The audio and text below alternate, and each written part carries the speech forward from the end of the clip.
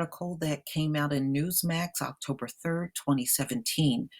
Government's attempt to fix could be worsening opioid plague. The opioid plague in America is real. It is lethal, and it may be killing the nice family that lives next door to you. More people are dying of opioid overdoses than died of AIDS in the height of the epidemic. The death toll is nearly twice that from global terrorism. The crisis is so bad that it seems to be raining needles. Last March in San Francisco, 13,000 discarded syringes were collected compared to 2,900 in March of 2016. Coroners are experiencing personnel shortages and equipment failures across the U.S. In Berkeley County, West Virginia, 2/3 of the emergency medication budget is now spent on Narcan used to treat overdoses. Doctors are getting blamed. More potent oral drugs became available, and guidelines for using them in chronic pain liberalized in the pain decade of the 1990s. So why are we having the plague now when medical opinion is shifting in the opposite direction? Between 1999 and 2011, annual opioid deaths nearly tripled from 8,048 to 22,784. And the trend is accelerating, probably not coincidentally. Participating in the U.S. labor force started to decline at the same time, dropping to an all-time low of 62.4% in 2015. While many people evidently have trouble finding a job, one building contractor said he has trouble finding workers who could pass a drug test and it did not have a criminal record. The decades-long war on drugs has obviously failed. Some recommended legalization to reduce the profits from illicit drugs. That option is being tried for marijuana in some states. The odor of maturing marijuana plants in rural Oregon, has become so pervasive that people worry about getting a secondhand high. The drug cartel's profit did suffer. So the bottom line is the heroin that's coming in from Mexico is supposed to be of a much purer quality, and it's cheaper than OxyContin. So of course, the cheaper the drug, the more you're going to draw people to it. Really, that's the bottom line. Legalizing what was formerly called the gateway drug obviously hasn't reduced heroin use. The new gateway is now said to be prescription painkillers, and the chief villain are claimed to be legal pharmaceutical manufacturers, doctors, and pharmacists. Because the multiplying regulations and physician prosecutions, patients who urgently need pain relief are being left in agony, but the overdoses continue to mount, mostly on drugs not stocked at Walgreens, such as heroin laced with fentanyl, an extremely potent synthetic opioid. What's going on? On the demand side, Americans are well indoctrinated by the sea of advertising about taking a pill for every ill. Nearly 70% of Americans take at least one prescription drug. And I'm not shocked. I am not shocked, y'all. I mean, America gives out probably billions in drugs every year to its citizens. And that's probably not, I'm probably undercounting it by saying that.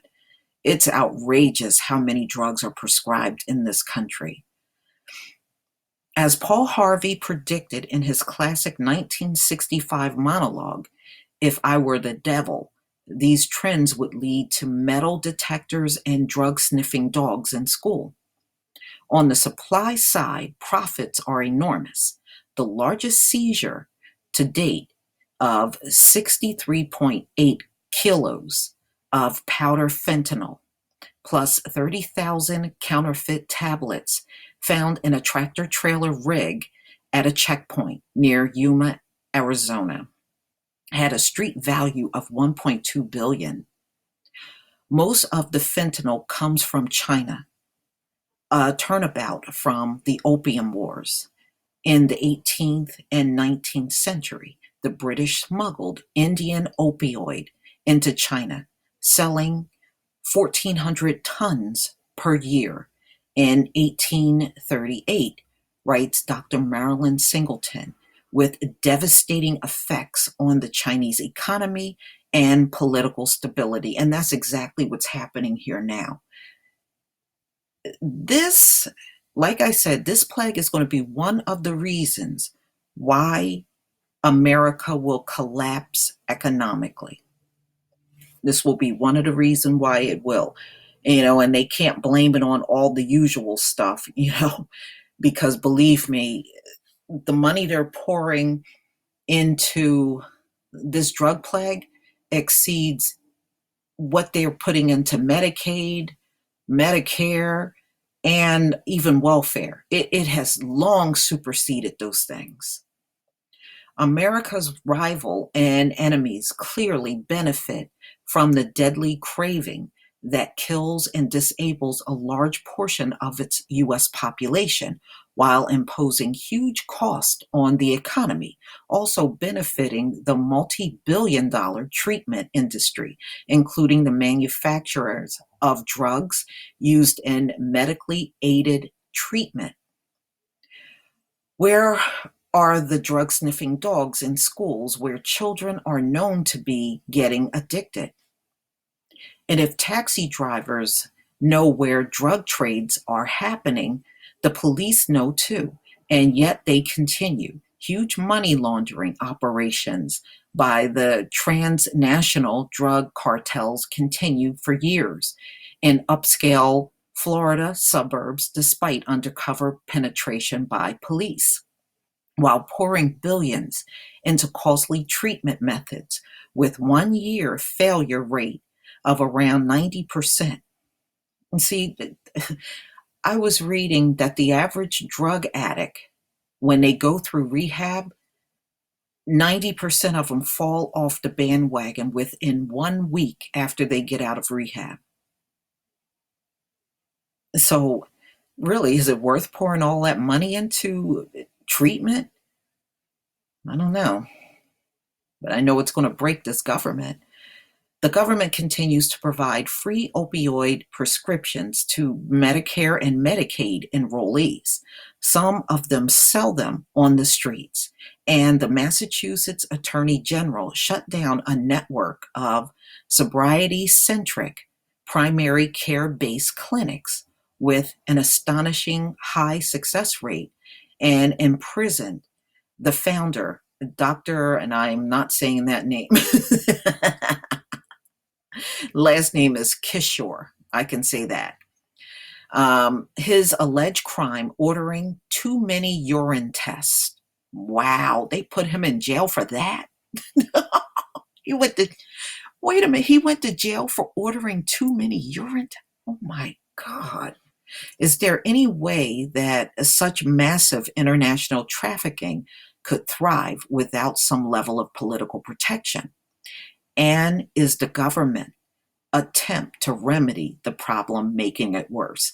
This government can't make this problem better because it is far out of hand. It's millions and millions of people abusing drugs in America now.